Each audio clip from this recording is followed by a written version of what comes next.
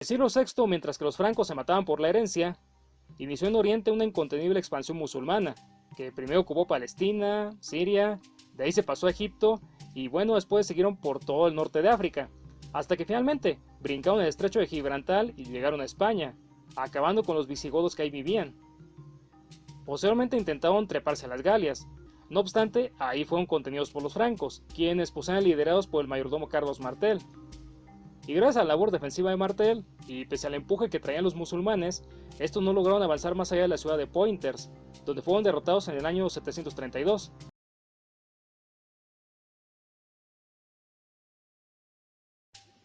Maghwali, término árabe que se le dio a los no árabes que se convirtieron al Islam luego de las conquistas musulmanas, como fue el caso de los persas. La razón de ser los maghwalis era que en un inicio pues no sabían cómo incorporar a los no árabes dentro de la sociedad islámica. La solución a esto fue el contrato de Wala, que unía a los nativos conversos a un patrón árabe, en una relación de dependencia, el Wala. En muchos casos el maghwali era quien asesoraba al patrón sobre las prácticas administrativas y comerciales, debido a que éste aún no contaba con mucha experiencia dentro del ramo. Además de los persas también hubo maghwalis iraníes, así como de todas las regiones conquistadas por los musulmanes. Otro ejemplo fueron los berberes, conjunto de tribus pertenecientes al norte de África, las cuales fueron sometidas por los musulmanes en el año 709. Además de derrotar a los berberes, los musulmanes también consiguieron ocupar Cartago, propiedad del imperio bizantino que se ubicaba al noreste africano. Gracias a estas dos victorias los musulmanes consiguieron ocupar todo el norte de África, llegando hasta la costa atlántica, con lo cual el imperio musulmán adquirió una nueva dimensión, más colosal y deslumbrante que la que había tenido en el siglo anterior. Sin embargo, este solamente sería el inicio de una nueva etapa, la cual, debido al crecimiento territorial, sumado a la mayor cantidad de individuos que abrazaron el Islam, solamente puede ser catalogada como de expansión. Nuevamente, cuando pensamos en imperios grandes, lo primero que nos viene a la mente es el Imperio Romano, o bueno, si es de Latinoamérica puede que el Imperio Español. No obstante, hay por ahí otros ejemplos que nos demuestran que no solamente estos pudieron dominar vastas extensiones de tierra. En el caso de los musulmanes, estos pudieron abarcar desde la península ibérica hasta el centro de Asia, cruzándose con China e incluso adentrándose en la India, con lo cual superan con creces a los romanos y al mismísimo Alejandro Magno. Y hubiera sido más grande, de no ser porque en determinado punto fue resistido tanto en el frente occidental como en el frente oriental. Luego de apoderarse del norte de África y de establecer la provincia de Frigia en la actual Marruecos, el emir de esta recibió la visita del príncipe Agila, soberano del reino romano-germánico visigodo de España, quien estaba ahí porque, había sido depuesto de su trono gracias a un golpe de estado, el cual puso en el trono a Rodrigo, el duque de Bética. En un principio la intención de Agila pues no era otra más que la de pedir asilo. Sin embargo, en determinado punto las cosas se desviaron hasta que finalmente Agila terminó ofreciéndole su ayuda a los musulmanes para que invadieran y conquistaran la península ibérica. Y estos pues obviamente no le iban a decir que no, así que en el año 711 cruzaron el estrecho de Gibraltar con cerca de 7000 soldados berberes. Rodrigo, al enterarse de esto, agrupó sus fuerzas y esperó a los musulmanes en el interior, en las cercanías de Guadalete, donde los invasores lograron una fácil victoria sobre los visigodos. Posteriormente estos llegaron a Toledo, la capital del reino visigodo, y la tomaron, lo que pondría en jaque a los visigodos de Rodrigo. El mate lo dieron un año después, cuando cruzaron España y establecieron un campamento en Mérida, desde donde persiguieron y derrotaron a las últimas tropas visigodas. Finalmente, en el año 713, el emir de Frigia proclamó que toda España quedaba anexada al imperio musulmán, y el nombre de esta nueva provincia sería el de Al-Andalus, que hoy en día podemos identificar como la región española de Andalucía. En cuanto a los visigodos que quedaron, estos se refugiaron en las montañas de Asturias, donde establecieron un reino cristiano. Y lo mismo pudo haberle pasado a Francia, de no ser por el liderazgo de un hombre del cual ya hablé anteriormente en este canal, Carlos Martel. En el año 718, luego de ocupar la península ibérica, los musulmanes también la emprendieron contra Francia, atacando y saqueando varias ciudades que eran próximas a España, las cuales ocuparon, adentrándose en el país galo, que durante 2 años estaba habitado por el reino romano-germánico de los francos. Más concretamente, los francos merovingios, que en aquel entonces también ocupaban los actuales territorios de Bélgica y Holanda, así como por ahí un pedacito de la Europa central. Pero cuando los musulmanes intentaron apoderarse del resto de Francia, los francos, quienes eran comandados por el mayordomo Carlos Martel, lograron rechazarlos, derrotándolos definitivamente en la ciudad de Poitiers, con lo cual se detendría la invasión musulmana de manera temporal, ya que tanto Carlos Martel como sus descendientes tendrían que batallar todavía muchos años contra los musulmanes. De este modo, el crecimiento del imperio musulmán fue contenido en el oeste. No obstante, este conservaría los territorios de la península ibérica durante un rato más, siendo expulsado de España hasta prácticamente finales de la Edad Media. Y algo parecido pasó en el otro lado del imperio. Ahí los chinos de la dinastía Tang resistieron el avance de los musulmanes hacia inicios del siglo VIII, aunque no sin algunas dificultades, ya que los chinos tuvieron luchas internas entre los años 703 y 712, lo cual desafortunadamente coincidió con la llegada de los musulmanes al centro de Asia. Ahí ocuparon fácilmente los poblados de Bukhara y de Samarcanda, sin que los chinos pudieran hacer nada, porque como vimos estaban distraídos en sus luchas internas. Ya en el año 714 los musulmanes ingresaron al Turquestán chino y se apoderaron de la guarnición de Cachar, que dicho sea de paso se encontraba próxima a la ruta de la seda, la cual era sumamente apreciada desde la antigüedad. De ahí que los musulmanes quisieran meterse en la región. Pero los musulmanes no estaban solos, ya que también contaban con el apoyo de los turcos y tibetanos, dos pueblos de Asia Central que rivalizaban con los chinos. Así que la ofensiva musulmana también era bastante fuerte en aquel lado del imperio. Sin embargo, hacia mediados del siglo VIII después de Cristo, el emperador chino Ming Huang logró derrotar varias veces a los musulmanes y a sus aliados tibetanos y turcos, con lo cual los hizo retroceder hasta Turquestán. Posteriormente el emperador chino puso en práctica tácticas de penetración entre las poblaciones sometidas por el Islam, lo que provocaría sublevaciones en Samarcanda, Bokhara y Banquín. Gracias a esta maniobra, Ming Huang consiguió recuperar esas ciudades, y el Islam vio comprometida su estadía en aquella región.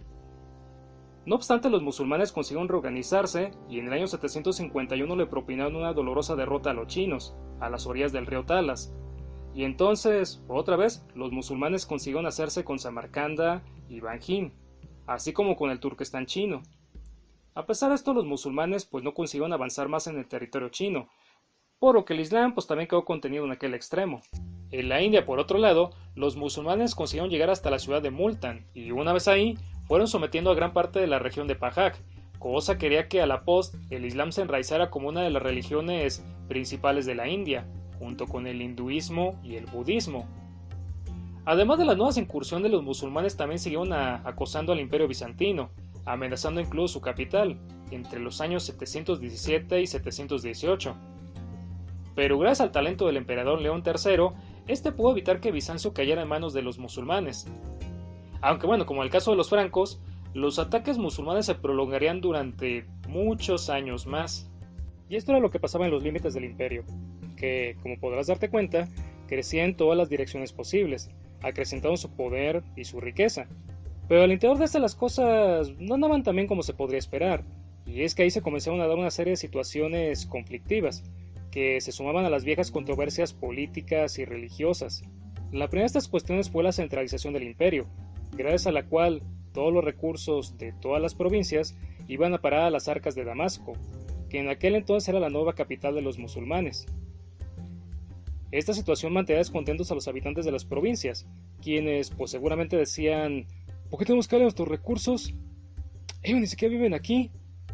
No, que se vayan a la fregada. Otro conflicto más era la inconformidad de los habitantes de la península arábiga, pues de haber sido la cuna del islamismo había pasado a convertirse en una simple provincia, desprovista de todo su valor histórico. Y no porque alguien le haya borrado la memoria a los musulmanes, sino porque gradualmente esta había dejado de tener peso dentro de la administración del imperio, siendo casi ignorada por los califas que vinieron después de Abd al-Mahd.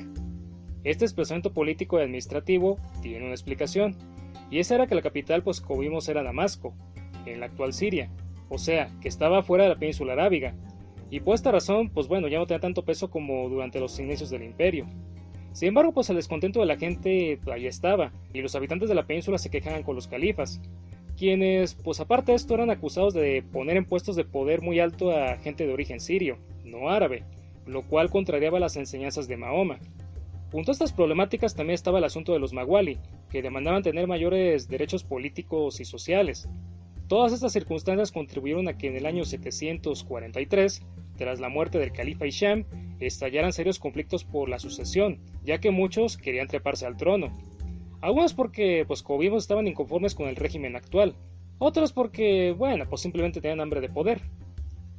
Al final quien se vino quedando con el califato fue un general que estaba pues lejanamente emparentado con los omeyas, Marwan Im, quien desplazó al heredero legítimo de Hisham, adoptando el nombre de Marwan II.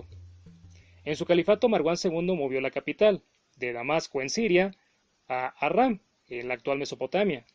Y esta pues fue una decisión más personal que estratégica, ya que Marwan era un militar destacado que había realizado múltiples conquistas en Asia Menor, cerca de Mesopotamia. Por eso pues el tipo se sentía familiarizado con la región. Y gracias a estas conquistas pues el tipo gozaba de una buena reputación entre los musulmanes. Y por esta razón también mucha gente decidió apoyarlo a la hora de que quiso agandallarse el poder.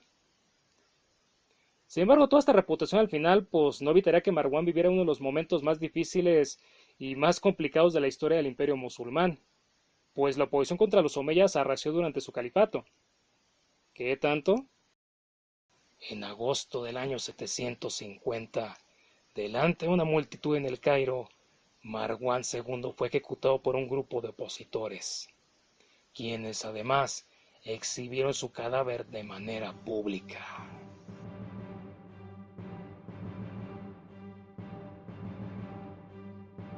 Los abasíes eran una de las tantas facciones en las cuales se había dividido el Islam, por culpa de las discrepancias políticas y religiosas. Estaban inconformes, como los Mawali por los habitantes en las provincias. La cosa con los abasíes es que, bueno, pues ellos fueron un paso más allá, y tomaron las armas y se rebelaron en el año 747. Pero no estaban solos, sino que también tenían el apoyo de los chiitas, antiguos seguidores de Ali, el cabrón que había sido derrotado a inicios de la era omeya. Razón por la que los chiitas, bueno, pues también tenían cierto resentimiento contra los omeya. Y el movimiento abasí pegó y se propagó por toda la parte oriental del imperio, sumando además el favor de los Mawali, quienes, pues bueno, como vimos, buscaban igualar sus derechos con los de los árabes. El líder de los rebeldes era un ex esclavo iraní, que respondía al nombre de Abu Muslim, hombre de mucha labia, que incitaba a pelear por las enseñanzas de Mahoma, y a vengarse de los crímenes y atropellos cometidos por los omeya. Pero fíjate tú, cosa curiosa, el señor no se presentaba como el gran reformador que iba a arreglar todo el desmadre de los omeyas. No, en lugar de eso les hablaba de un jefe religioso, que llegaría para cumplir con todas esas promesas. Él solamente era el conductor de la rebelión y ya. Posteriormente ese jefe llegó, Abu il-Abbas, descendiente de un primo de Mahoma, y primer califa de una nueva dinastía, la de los Abbasí, la cual sustituía a la de los omeya, porque Marwan pues no pudo frenar el avance de los rebeldes, y se terminó pelando para Siria. Ahí no lo quisieron, entonces se refugió en Egipto, y ahí pues bueno, finalmente lo agarraron y lo pasaron por las armas, terminando así con la dinastía omeya. Como en los primeros tiempos del imperio, los califas abasí se transformaron en sumos pontífices del Islam, y en depositarios de los preceptos sagrados de Mahoma, que bueno, pues era lo que muchos le recriminaban a los omeya, que ya no hacían tal cosa. Aparte de esto también homogeneizaron a los creyentes del imperio, dándoles los mismos derechos y las mismas obligaciones, sin importar si eran iraníes, sirios, berberes o bueno. Esto para callar por las demandas sociales. Junto a estos dos aspectos, los abasíes también buscaban tener una administración más eficiente y rápida, recogiendo las quejas de la gente de las provincias, para ver si estaban o no contentos con el gobierno local. Esto lo hacían de manera secreta, por medio de agentes disfrazados que iban de pueblo en pueblo, viendo cómo estaba la cosa. Ello pues para que los funcionarios regionales pues no fueran intentando ocultarle nada al gobierno central. Con todo esto, pues uno podía pensar que el periodo de los abasís fue una época de esplendor y de gloria para el imperio musulmán, ¿verdad? Pues nada más alejado de la realidad, ya que durante 2 años el imperio musulmán se terminó de joder, y nunca más volvió a ser lo que había sido durante los califatos de los omeya. Pero bueno, hay que decir que la debacle pues no fue culpa de los abasí, sino del mismo fenómeno que los había creado. Otra vez, los musulmanes ya no eran la nación unificada que había dejado Mahoma. No, en lugar de ellos se habían dividido en múltiples facciones, que tenían una idea distinta del Islam y de los procedimientos que debían realizarse en el gobierno. Esto naturalmente hacía que estuvieran en conflicto con el califato, precipitados entonces la lucha entre la capital y las provincias, como sucedió durante la etapa de los omeyas. Sin embargo, la cosa se repitió durante el periodo de los abasíes, quienes tuvieron que enfrentar movimientos separatistas en África, Siria e Irán. Sí, porque los habitantes de las provincias pensaron, no nos gusta su gobierno, no nos gusta cómo llevan la religión, pues mejor nos independizamos de ellos, ¿no? Estas insurgencias se sucedieron a finales del siglo VIII e inicios del IX, y en algunos casos se prolongaron hasta mediados de dicha centuria. Dicha extensión gradualmente fue mermando la capacidad ofensiva de los ejércitos abasíes, que inevitablemente comenzaron a sufrir derrotas en uno y otro frente. Ante esta situación, la dinastía abasí pues tuvo que recurrir a los servicios de un jefe militar turco, al que comisionaron para que se encargara de los rebeldes. En un principio este militar pues no tuvo mejores resultados que los abasíes, pero poco a poco comenzó a ganarles terreno, hasta que finalmente pudo sofocar la rebelión en Irán, Siria y en Egipto. No de una manera definitiva, ya que durante el siglo X la mecha separatista volvería a prenderse en el norte de África, donde se instaló el califato fatimita, que tomó su nombre de un descendiente de Fátima, la hija de Mahoma. Este califato contó con el apoyo de los berberes, y fue el primero que logró independizarse de manera definitiva de los abasíes, rompiendo para siempre la unidad del imperio. Sí, el primero, porque después del fatimita, el de Al-Andalus también se independizó, reclamando para sí la península ibérica. Pero ojo, que en el caso del califato de Andalus, la historia tiene un génesis pues más dramático que las discrepancias religiosas y políticas. La revolución abasí mató a todos los omeyas, menos a uno. Abd al-Rahman era nieto del califa Hisham y se encontraba en Siria al momento de la insurrección, por lo que su vida pues estuvo en peligro. No obstante, este consiguió escapar, refugiándose posteriormente en España.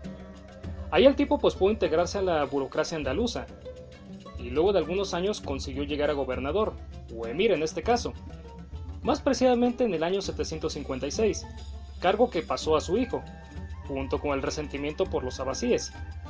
Y este odio pues trascendería más allá, llegando hasta su descendiente Al-Rahman III, que en el año 929 se desquitaría emancipando a la península ibérica del control de los abasíes. De tal modo que ya para mediados del siglo X teníamos un imperio musulmán fragmentado en tres califatos diferentes: el de Bagdad, que era donde los abasíes habían trasladado su capital, el de la península ibérica y el del norte de África. Y pudieron haber sido más, ya que los habitantes de otras provincias también quisieron independizarse del imperio, como inspirados por la insurrección de los fatimitas y de los andaluces. Esto otra vez puso en aprietos a los abasíes, que rápidamente se vieron rebasados por la situación. Entonces aparecieron los turcos, aquellos que se habían convertido al Islam durante las campañas en China, igual que hicieron en otra época los persas y los berberes. Una vez dentro del Islam, los turcos se integraron a los ejércitos musulmanes, haciéndola de soldados, así como de oficiales de mediana importancia. Sin embargo, con el tiempo su presencia en la milicia pues fue en aumento, tanto que ya para mediados del siglo X eran mayoría dentro de las fuerzas armadas. Sí, los ejércitos musulmanes de los 900 después de Cristo ya no estaban integrados por árabes, sino por turcos, que eran los que de verdad le entraban a los putazos.